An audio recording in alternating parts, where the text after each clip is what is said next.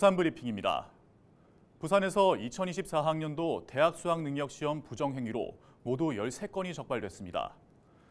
부산교육청에 따르면 이날 적발된 부정행위는 종료령 후 답안을 작성했거나 4교시 선택과목 응시 위반, 전자기기 소지 등이었습니다.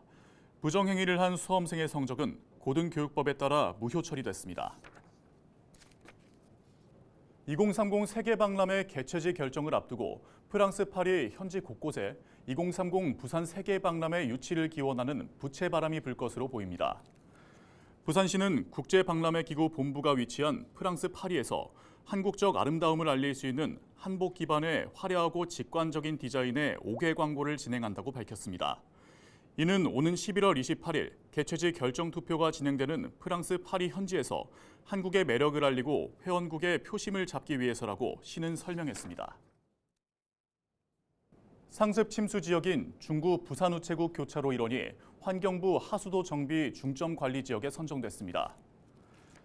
부산우체국 교차로 일원은 해수면 높이 등의 영향으로 배수가 원활하지 못해 비가 많이 내릴 때면 침수 피해가 상습적으로 발생하는 곳입니다. 중구는 지난 2022년부터 용역을 실시해 배수 펌프장 설치 방안을 마련했고 설치 부지 확보 등의 과정을 거쳐 환경부에 하수도 정비 중점 관리 지역 선정을 신청했다고 밝혔습니다. 중구는 오는 2024년까지 실시 설계를 완료하고 2025년에는 공사에 착공하는 것을 목표로 관련 사업을 추진할 계획입니다. 오는 23일 부산의 성평등 문화를 확산하기 위한 포럼을 개최합니다.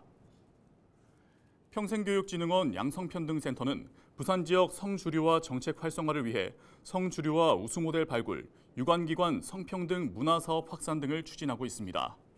이와 같은 정책의 일환으로 추진되는 포럼은 올해 추진한 성주류화 정책 우수 사례 5건 중 2건과 개선 과제를 제안하는 방향으로 진행됩니다.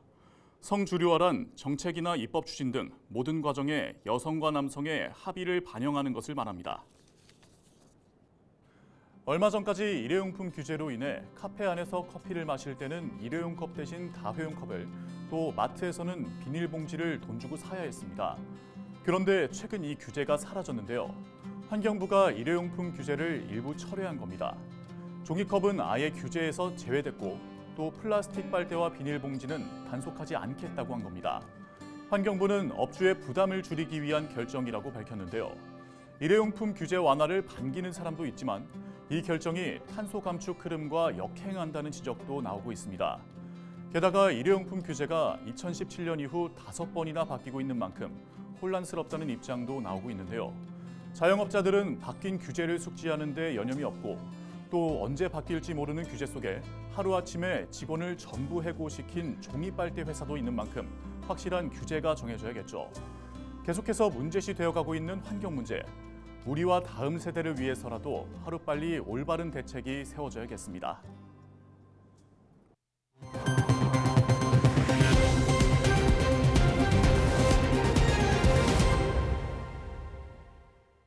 기장군이 장애인 전용 주차구역 위반과 관련된 이의 신청을 전자소송 절차로 진행해 주민들의 만족도가 높은 것으로 나타났습니다. 그동안 장애인 전용 주차구역 위반과 관련해 과태료 재판을 진행하려면 우편으로 소송을 접수한 뒤 판결까지 6개월 가까이 걸렸고 민원인은 진행 상황을 알 수 없었습니다. 기장군은 이 과정을 신속하게 처리하기 위해 올해부터 과태료 재판 전자등록 서비스를 상시 운영 중입니다. 전자등록 서비스는 기장군이 과태료 대상자의 이의 신청서를 접수해 사이트에 등록하고 접수증을 민원인에게 발송해주는 방식으로 진행되며 진행 상황 실시간 조회가 가능합니다.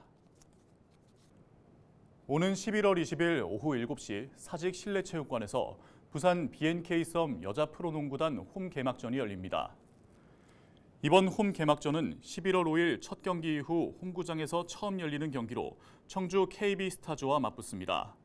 부산시는 BNK 썸 여자 프로농구단 창단 5주년을 기념하고 여자 프로농구 열기를 끌어올리기 위해 개막 1시간 전에 키즈 열차와 이소희를 이겨라 이벤트 등 다양한 사전 행사를 준비한다고 밝혔습니다. 오늘 준비한 소식은 여기까지입니다. 지금까지 부산 브리핑이었습니다.